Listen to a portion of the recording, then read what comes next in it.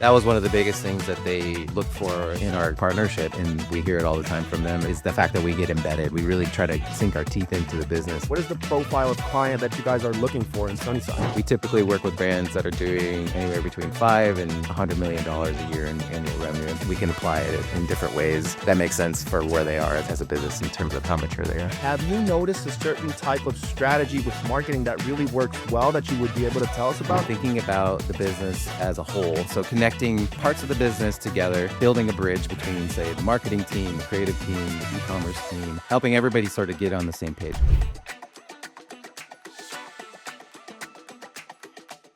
Hey everybody, welcome to the show. My name is Andres Figueira, and I'm going to be your host for the day.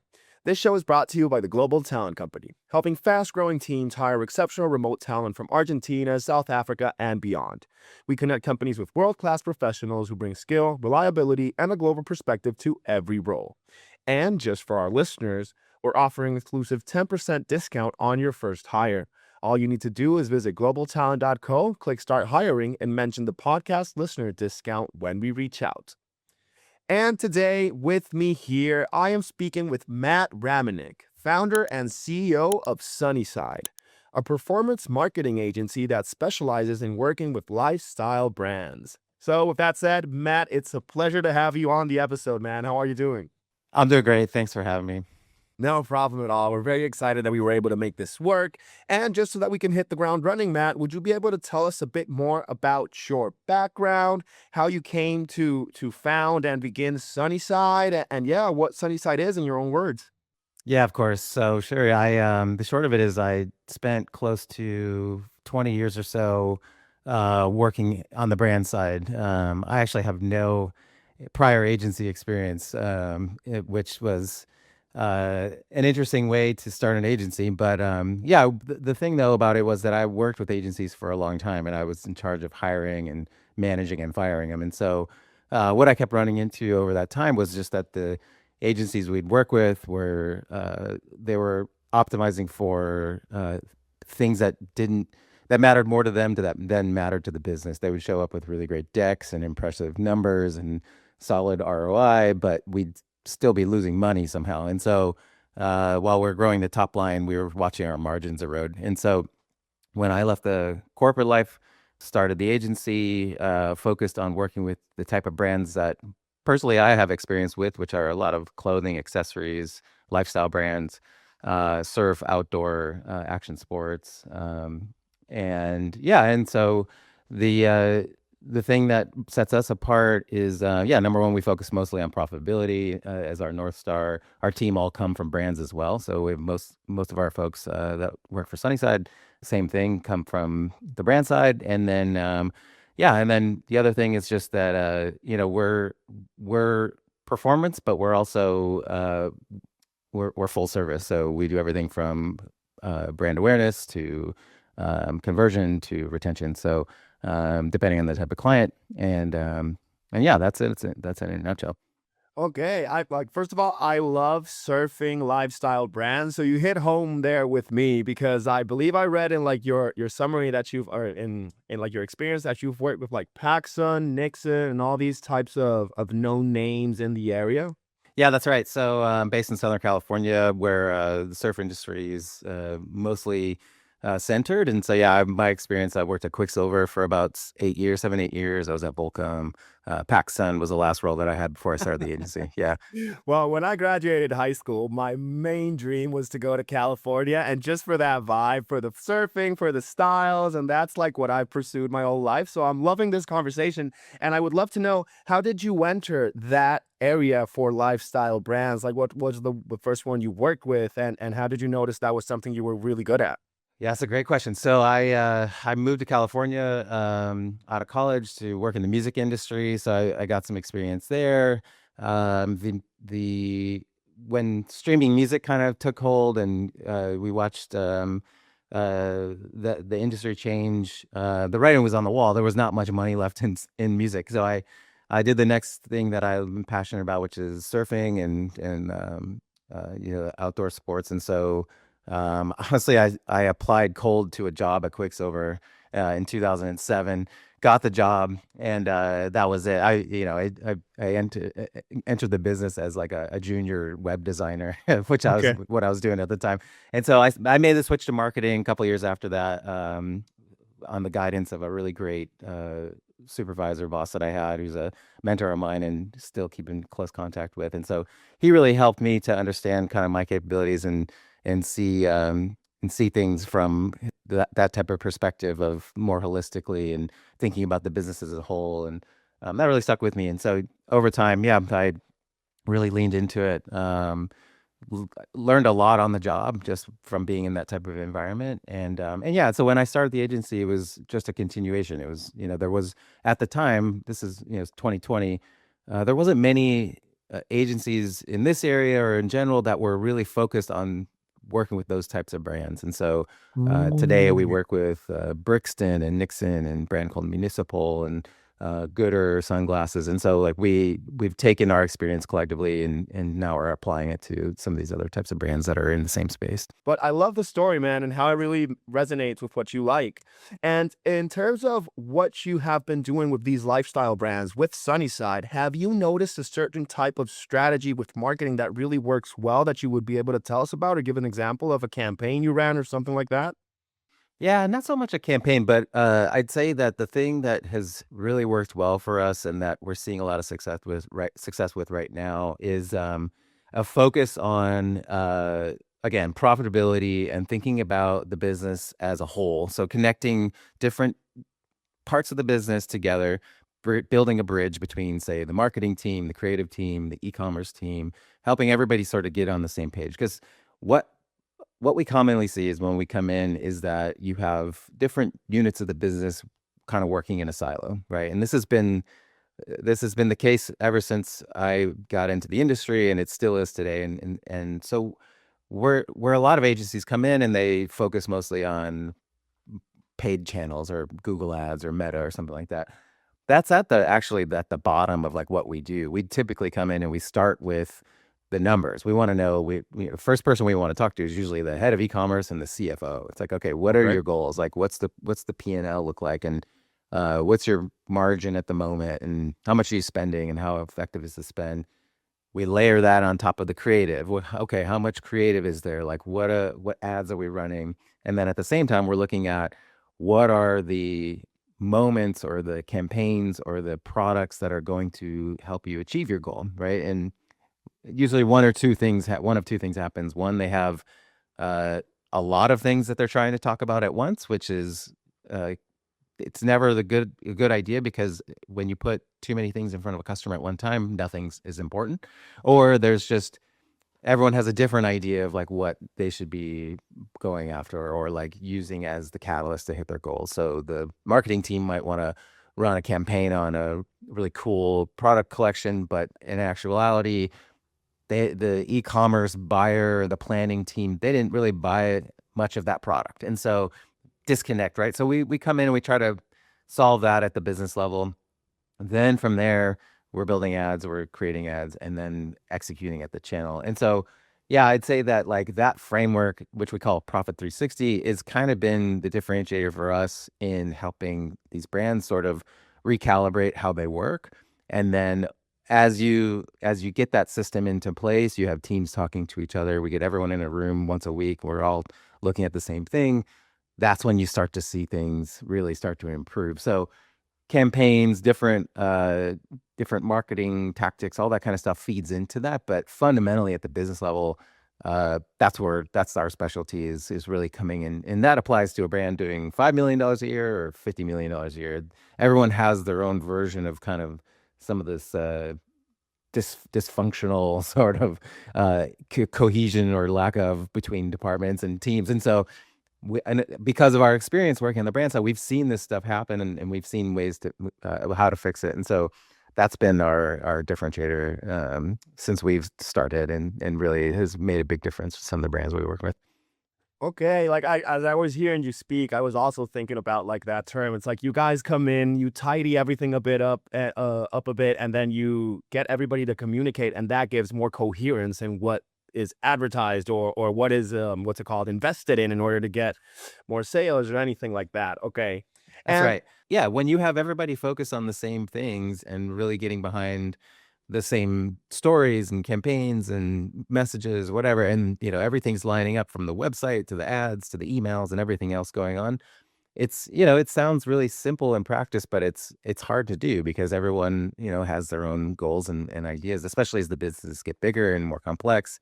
And so, yeah, if you see the light bulb go off, right? Like when you sort of get that into place, and it's fun to watch because you see it in the numbers and it starts to reflect it. now that's beautiful. And I also imagine it must make it a lot easier for the different departments or different teams to communicate and then devise a plan that everybody agrees with and is able to get behind. And that way it really leads to the proper results. And you mentioned that you guys call this Profit 360.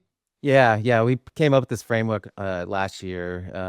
Scott Reynolds, who heads up strategy for us, really was instrumental in helping to put this together and formalizing it. Right, we were kind of doing a version of it for a long time, but we really um, took a lot of time, and we made some effort to like sort of package it up more as like a framework that we implement now. And so we pressure tested it with a few clients last year, really saw that it could work, and now when a new brand comes on with us, this is the first thing we implement. And depending on the scope, but it's that's usually the core service and what we kind of do now. Yeah. And now shifting a bit the perspective here, Matt, what is your perfect client? Like besides just being a lifestyle brand, what is the profile of client that you guys are looking for in Sunnyside? Like again, like we try to lean into our experience and like think about like, all right, what is it, and so it's direct to consumer, e-commerce, lifestyle brand, men's, women's, etc. Apparel, outdoor, action sports, accessories. We don't touch anything in like the B2B or lead gen space because we just don't have experience there. It's not something that we've ever done. Um, the brand should have like a really clear identity, like the understanding who they are, who they're for, what problem they're trying to solve, what their product solve, what problem their product solves, Okay. what makes them famous, right? Like really understanding how they differentiate and how they fit into the marketplace. They have to have a really mature content engine. So like they're producing lots of assets. They're diversifying different types of assets. So they're going out and they're creating content about the brand. Everything from photos to videos to user generated content, creator content, in studio lifestyle, all that really makes a big difference for us because that is usually the biggest bottleneck these days is just generating enough content. Um, we like to see that they're not too over indexed on paid channels to drive their business. So they have a diversified mix of marketing tactics and channels and things that are driving traffic to the site and awareness for the brand. Um, and the other thing is just they have like a really concise content calendar, and they are really aligned with key product stories and marketing stories, and their inventory and everything, like I spoke to before, is kind of working in concert with each other.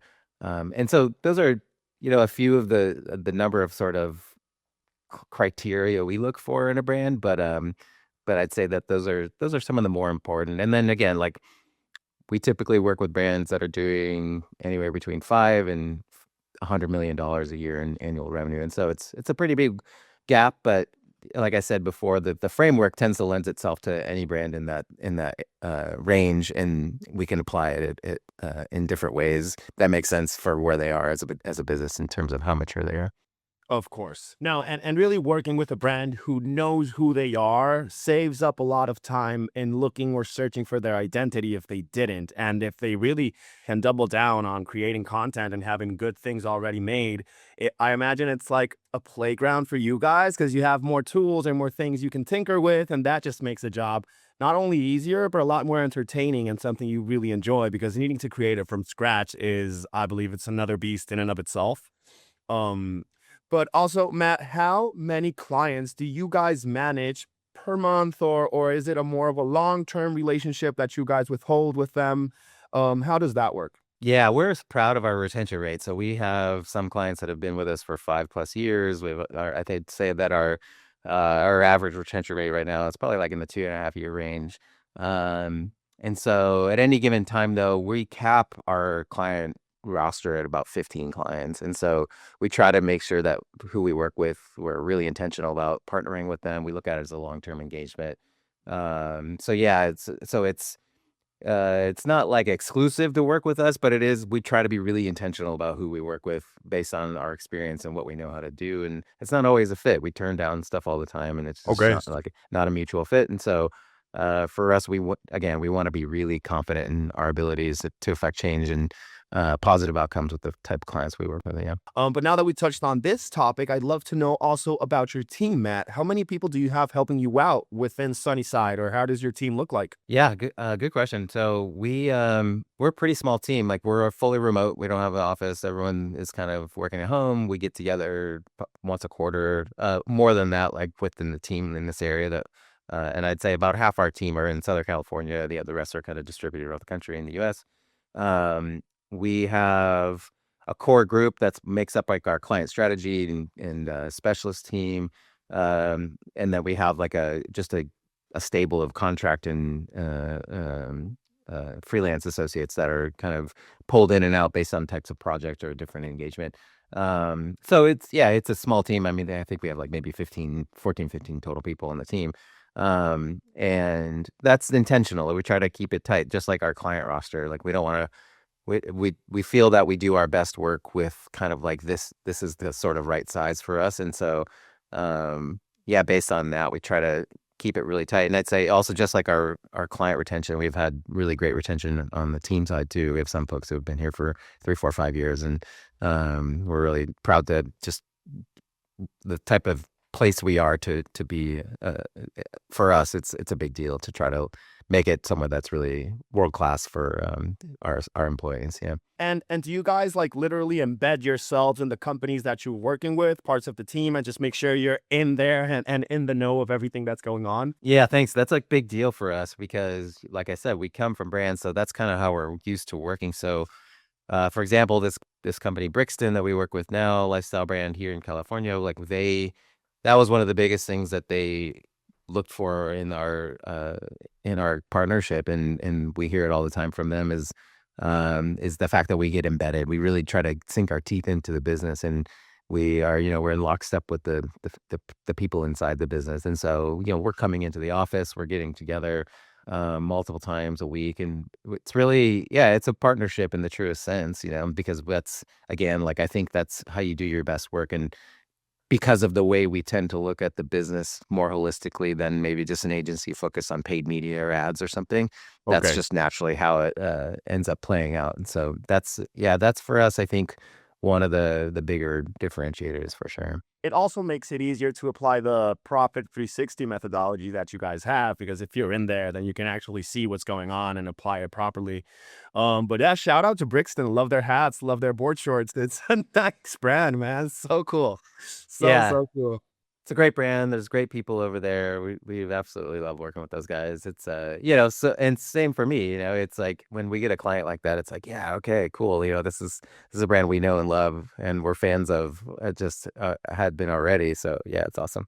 And I'd also now, like, since it's the global talent company, we got to ask this question as well. And Matt, have you ever considered, or did you ever use talent from outside of the US, like from Latin America, Europe, Philippines, or anything like that? We have, yeah. And I've been consistently impressed and with the quality of the talent and the work ethic. And it's been kind of on and off for us. And I think that just our model sort of lends itself to, again, like longer term engagements. And so Of course. when we find somebody, we like to hang on to them. But yeah, no, like we've had a few instances where we've leaned into offshore talent and nearshore talent. And it's, I'd say that we've been lucky. It's worked out really well. And then I love to talk always and use this as a segue, Matt, from teams to AI, since it's such a, what's it called? They are both terms that are very connected right now. So I would love to know, have you been able to implement, or are you using any processes with AI that you've devised, or anything you can tell us about that is curious or peculiar? Yeah. So we have, for the past probably 18 months, have really leaned into AI pretty heavily. Uh, I'd say that early on, we were very much experimental. and really just kind of figuring out how to make it work for us. It's not what can AI do for us, it's how can we use AI in a way that makes what we're doing better, right? And so it's more about for us using it as a utility than like a crutch. And so we've really been intentional about how to go about using that and making our clients work better, the outcomes better, and really Okay. operationalizing some things that maybe are more repetitive tasks and things like that. So we're a Def- full Claude co-work business. We've got it all built into Notion. It's connected to everything we're doing. We've built out a ton of custom apps and different utilities and stuff that we're using it for. So I'd say that there's nothing out of the box that we're doing with it. It's more customized to our processes, workflow, type of work we're doing, and it's really saved us a lot of time. And so I'd say that the biggest unlock for us was really saying, okay, we're going to standardize on top of Claude now and use Notion almost as just like our operating system for the business, right? And it really is, we build everything in there now. All our reporting is done in there. Everything's connected through MCPs. And so, yeah, I'd say that really helped us a lot. And we're still learning. We, one of the, and when I say learning, we all, I'd say that the maturity of the team varies between different team members.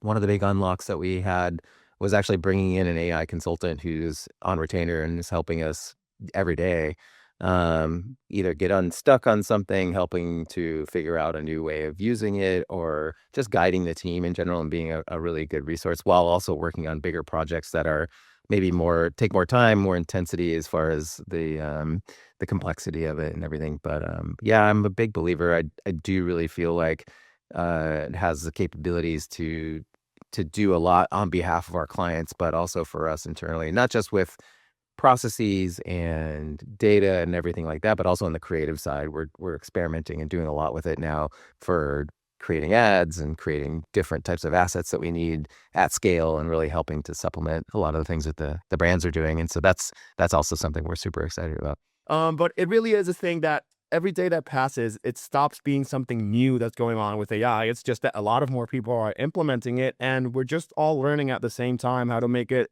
a team effort that we work with it. So very nice that you're being able to use that as well. And Matt, in terms of this year, well, we've already reached the end of Q1, starting Q2. What are your plans and what are your goals for the end of 2026? What would you like to have accomplished? Oh, that's a good question. I think for us, we think about the outcomes that we're helping to get for our clients. I think like we want to see, we'd like to be able to high five at the end of the year because we hit our goals, or we achieve some outcome for the client. And so it's always client first for us. Like we really think about that in terms of like, and I always ask, like, this is one of the first questions, like in the sales process when I'm talking to a new client. It's like, if we were to high five or, celebrate in a year or 3 years from now, like what would have had to happen? And we try to put them into that sort of future state and think about then like, what is the gap that now we need to bridge in order to get Okay. there, right? What are the solutions? And so, yeah, I'd say that would be biggest thing for us. Modest growth, like we've, as a business, I'm proud to say that we've grown every year since we started. We're profitable. Yep. So super proud of that. So just again, like, try to maintain and hold steady course on hitting our goals as a business. And then our team, I want to see that our team are, upskilling themselves, feeling fulfilled in the work, really, want to are happy here, or and are enjoying the work with what we're doing. And so, yeah, I'd say those three things are probably the biggest ones. No, that's beautiful. Yeah, keeping your clients happy, reaching your own goals with the company, and making sure the team is aligned with the vision and the mission so that they feel that there's something worth working for every day. I feel it's like a sweet spot to be in. So respect for that, man. I'm sure you guys are going to be able to make that and have those goals all set by the end of this year, even before. And Matt, as a final question I do have for you is, if anybody here listening to the show is a lifestyle brand or is interested in the services you're offering, what would be the best way to contact you guys? How could they see if it's a proper fit, and just like schedule a meeting or something like that? Yeah, thanks for that. Our website's the first place to start. Usually it's sunnysidecalifornia.com.